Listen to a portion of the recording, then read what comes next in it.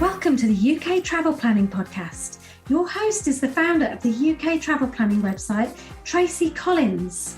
In this podcast, Tracy shares destination guides, travel tips, and itinerary ideas, as well as interviews with a variety of guests who share their knowledge and experience of UK travel to help you plan your perfect UK vacation. Join us as we explore the UK from cosmopolitan cities to quaint villages, from historic castles to beautiful islands, and from the picturesque countryside to seaside towns. Hi and welcome to episode 57 of the UK Travel Planning Podcast. This week, Doug and I are here to chat about tips for budget-friendly UK travel because obviously Doug and I have just returned from some time in the UK. I was there for 3 months and Doug was there for a month. And we noticed things have got more expensive, hadn't we? Yeah, we did notice quite a bit of difference in the last 12 months. Yes, things definitely seem to have got actually quite a lot more expensive. Certain things are more expensive for sure. Food, eating out, that sort of thing. So we've thought what would be a really useful episode would be to kind of share some of the tips that we have, which can help you when you're planning your trip to consider your budget and give you some ideas of ways that you can actually save some money as well. Because I'm sure you like us are always looking at ways that you can, budget a bit better when you travel. That's right. I mean, it's not going to be an exhaustive list. These are just things that have occurred to us and get heads together and see what we can think of. Yeah, so we've literally just sat down for the last 20 minutes and written a whole load of notes. So we're going to go through the things that we thought about, which would be worth sharing with you, and just things that you can consider kind of, I guess, even from the beginning of when you start planning your trip to the UK, really, up until actually when you're traveling around the UK. So all those sorts of ideas. Yeah. Most definitely. And this is for single travellers, families, couples. Oh, absolutely. Absolutely. These kind of, these tips really are for everybody, anybody traveling to the UK. So I'm sure you'll find all these really useful. So the first thing that we kind of said was really is to, if you can, because obviously we know that not everybody it is flexible about when they can go to the UK, but obviously it is cheaper if you consider going during the low season or the shoulder season and avoid peak times, which is obviously around Easter, June, July, August, when it's extremely busy in London in particular. Well, really in August, the school holidays are off in England. They finish kind of halfway through June and July. They go back in August and in Scotland, but still, Edinburgh is incredibly busy in August. So those are kind of the expensive months, and also obviously Christmas time and New Year's. Those are also expensive. So if you can, if you don't have something in particular that you want to go, during those seasons, those are probably the times to avoid. However, of course, there are a bit disadvantages of going kind of, I guess, in particularly the winter months.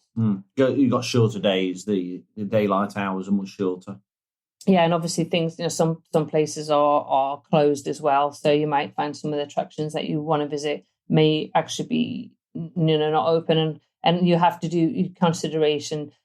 Places like visiting far north of Scotland, for example, if you're going to go there in January, February, March, it's going to be cold and you may have snow and so inclement weather, which can affect, you just actually being able to get around, to be honest. Sure. I guess that takes us really onto transportation and how you can, so you once you've kind of thought about, booking your flight, you've got yourself over the UK and you're starting to think about your itinerary. Well, I guess actually one thing we did say is good itinerary planning is actually vital, and it's a good way to that you can actually save some money. That's right. I mean, be sure and clear exactly what you want to achieve while you visit, and particularly during the shorter daylight hours in the winter months. You need to look at the websites. You need to listen to the podcast. These podcasts, yes, always ones to listen to. Absolutely. But also, just be clear exactly what you want to achieve. I think, to be honest, at any time of the year when you're visiting, really, it's been. I know you can do more. Obviously, you can do more in the summer months when you've got longer hours of daylight and better weather. But still, really, it's considering like where you want to go, grouping those places together so that you cut, that reduce your time travel and distances. So you're kind of seeing, similar areas and attractions. And specifically with if you're hiring a car, because the cost of petrol, cost of fuel, you want to be travelling as less time as you possibly can. Yeah, absolutely. And so that's why we do offer itinerary consults. So if you put together an itinerary, you can chat through that with us, and we can kind of help you. We've definitely saved people kind of money and time actually when it comes to, because we can give you advice and maybe you can tweak your itinerary based on kind of our knowledge and sharing that with definitely. you. Yeah. So we found that. And the feedback we've had from people has just been that. Yeah, absolutely. Absolutely. So I guess if we're talking about transportation, once you've decided where you want to go, you've got a few options about how to get around. So if you decide you want to get around by train, obviously consider things like train passes. So you've got BritRail pass, Global Eurail pass. So it's worth having a look at those two passes and seeing if that's going to be worth it, depending on how many days you're going to be traveling around, because it is different. You can also look at buying travel cards as well. That's right, the National Rail cards. Yeah. They save some great money with those. Yeah, so we actually have, I'm not going to go into a lot of details in this particular podcast, but we have got previous podcast episodes where we talk about UK train travel. We actually have got a whole section on the website about UK train travel, including articles about how to save money, while traveling the UK by train. And obviously we've got our ebook as well, all about traveling around the UK by train. So I don't want to go into too much information about that, but you can save some money on train travel in general. If you're going to be traveling in London, I recommend getting an Oyster card or going contactless rather than buying daily tickets, because honestly, it's just much cheaper to do that. Much cheaper, yeah. So you'll save money. Obviously, buses are an option and coaches, so you can get a coach, but obviously it will take longer to travel around if you decide you're going to get a coach, for example, from London to Edinburgh, as opposed to getting the train. So yes, it might be cheaper, but again, it depends on how much time you've actually got on your holiday, and would you prefer to get the train and get up there in 4 hours, or do you want to take a long coach trip, or do you want to drive it? So if you're considering a driving holiday around the UK, I would say do consider parking fees, because there's a lot of charges in the UK for parking. So consider, if you're going to visit, many cities in the UK have actually park and ride schemes. So you park your car for free outside in a car park, and then you catch the bus. You do pay for the bus, but you can. That's right. We used one this year in Oxford, didn't we? Yeah, we did.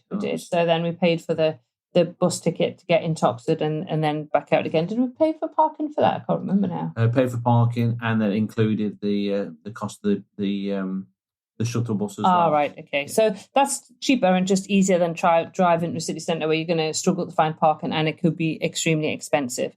So that's worth considering. Next thing, I guess, we're talking about was accommodation. That's right. Depending on your accommodation type that you prefer, but there's certain pros and cons with different sorts. Yes. The bed and breakfast, for example, we've used quite a few of those up and down the UK, mainly particularly the ones that come with breakfast included. Oh, absolutely. And I love B&Bs and guest houses are a fantastic way to travel. That you get a good breakfast, so that sets you up for the day. They're cheaper than a hotel.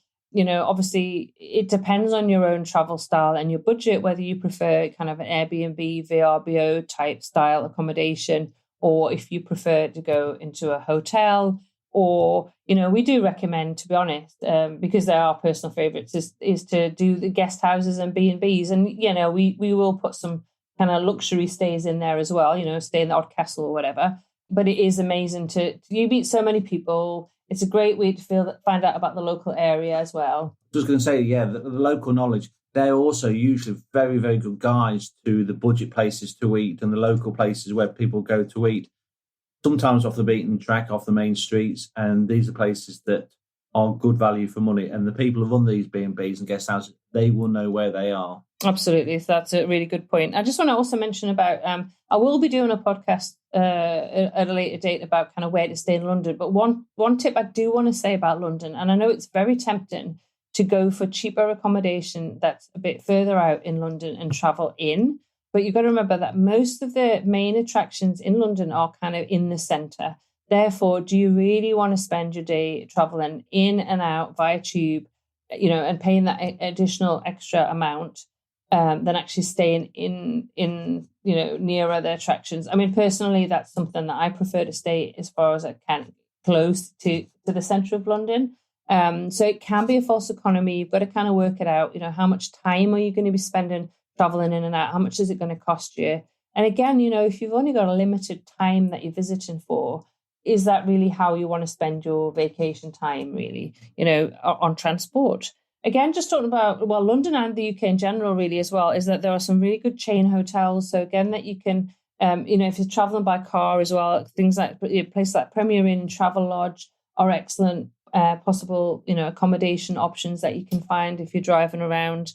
Again, there's some very good chain hotels, more budget friendly in London itself. I stayed in a Z Hotel in Holborn in April, which I found really good.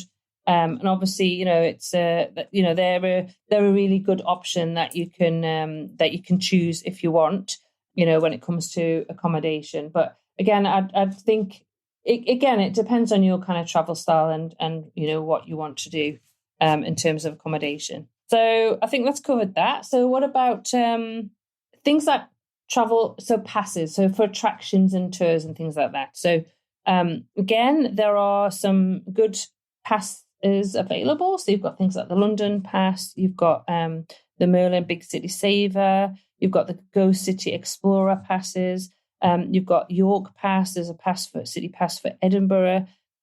So, they give you different options in terms of the number of attractions that they include. You actually have to look at each card really to see what's included and really work out what it is that you want to see and then work out if it's going to be cost effective. It really is. You actually have to do the maths on those cards. That's right. You've got to do your homework.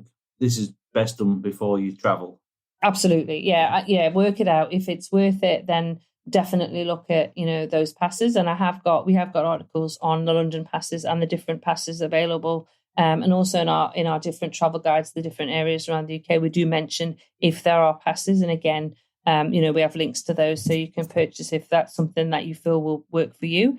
But I will mention, and it's really important to consider, there are actually a lot of free things that you can do. There is a lot of free things, but sometimes you've got to go looking for them. Yeah, I think some of the free things, as we were talking before, and to be honest, in London, there's lots of free things you can do. Actually, throughout the country, a lot of museums are free. Museums such as the V&A, the Natural History Museum, the Science Museum, your favourite museum. My favourite museum in York, the National Rail Museum in York, is also free. Absolutely free. And also the very best in the UK. Yeah, you've got art galleries are free. So, you've got a lot of historical places that you can go and walk around. For example, you can walk the walls of York. That's not going to cost you anything. So again, it's kind of looking if you can include some of those free activities and attractions in your itinerary. A favourite of ours in London is, if you want a good view over London, is the Sky Garden. You're just going to make sure that you book it. It opens about 3 weeks before. Book your tickets to the Sky Garden and you can go up and have fantastic views over Tower Bridge and Tower of London, and you can see the Shard.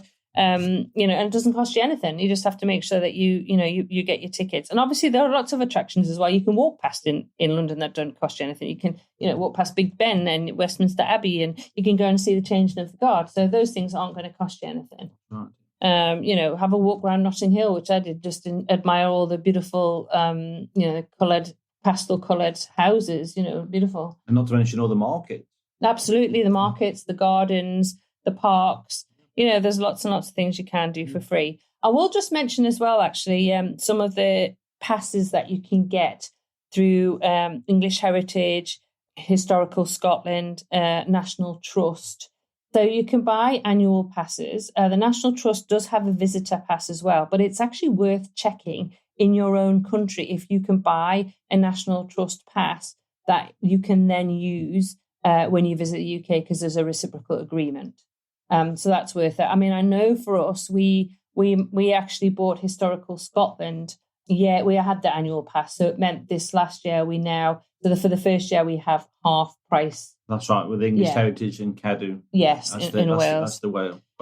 Whereas, so now this year, for the second time, because we renewed that, we now have free entry into the English Heritage and those attractions. So it's definitely worth thinking. Again, we've got an article on the website you can check out about that.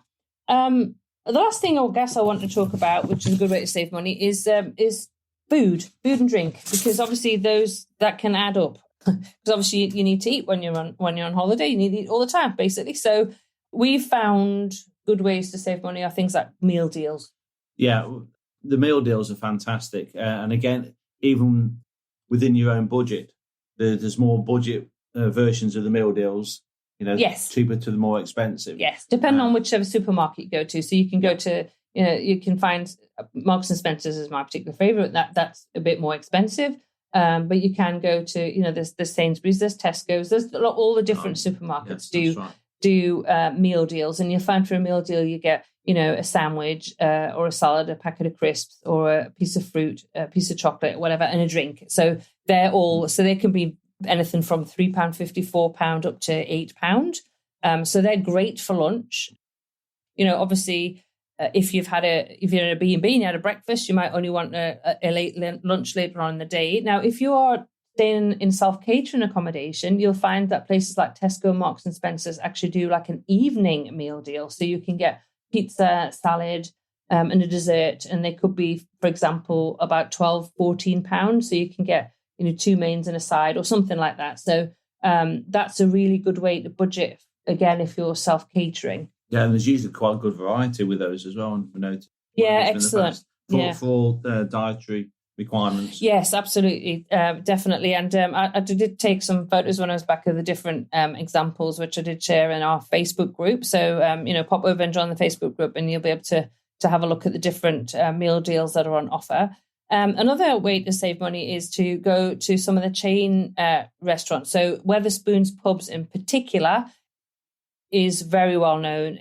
Lots of British people will eat there because it has very, very budget-friendly pub food. That's right, and those same chains, they sometimes have speciality evenings, say a curry night or a taco night or a fish and chips night, and quite often those will come for either 2-for-1 deals or a free drink within those. Yeah, so they're worth looking at as well. Obviously, there are chain restaurants such as Nando's, Wagamama's, etc. We particularly like Nando's, I have to say, that you can go to, and they are pretty good value. There's also obviously the usual fast food restaurants as well that you can buy food from. And there's cafes as well. I'm just thinking of Pret a Manger for sandwiches. There's lots of different options. Yeah, and your coffee shops as well, and your bakeries as well. Yes, like your Greggs. Yes. Quite a few different options for your sausage roll and your bacon sandwiches. Oh yes, absolutely. So, what you could do as well is try to set a daily budget, which is what we try to do for food and drink, don't we? We've done it for a few years with varying success, to be honest with you. It's sometimes works better than others, doesn't it? Absolutely. Oh, and I guess one last tip that we want to share as well is, take a water bottle with you because, you can drink the tap water in the UK. It's absolutely fine. And, there's more drinking fountains. Yeah, a lot of train stations have free drinking fountains as well, bus stations. Yeah, they're quite often to be found. Yeah, so you can just fill your water bottle up. So, that'll save on buying drinks because you can carry that around with you and keep hydrated as you travel. So I think those are pretty much what we came up with today for our kind of, some budget-friendly UK travel tips anyway. So I think that's probably it for this week's episode. Yeah, I want to say it's not an exhaustive list. I'm sure there's other things we can think of, given a lot more time. Probably, but I think we just thought this would be a really good one to put out because I know we've had some questions about budgeting and kind of how to save a bit of money when you travel around the UK. So those are the things that I guess we've just come back. So those are the things that kind of struck us as the most important things to share. I will let you know that you can get the show notes for this episode, which we at uktravelplanning.com, episode 57. And we'll put links into some of the different articles that we've written, which will kind of support some of the information that we've shared. We do have accommodation guides to lots and lots of destinations around the UK, and we do try and include in that as well, B&Bs and guest houses, for that, idea of being able to kind of save money and I guess have a quite authentic experience, I would say. That's right. Yeah. You do that. Yeah, so I guess that really, it just leaves us to say, until next week, happy UK travel planning.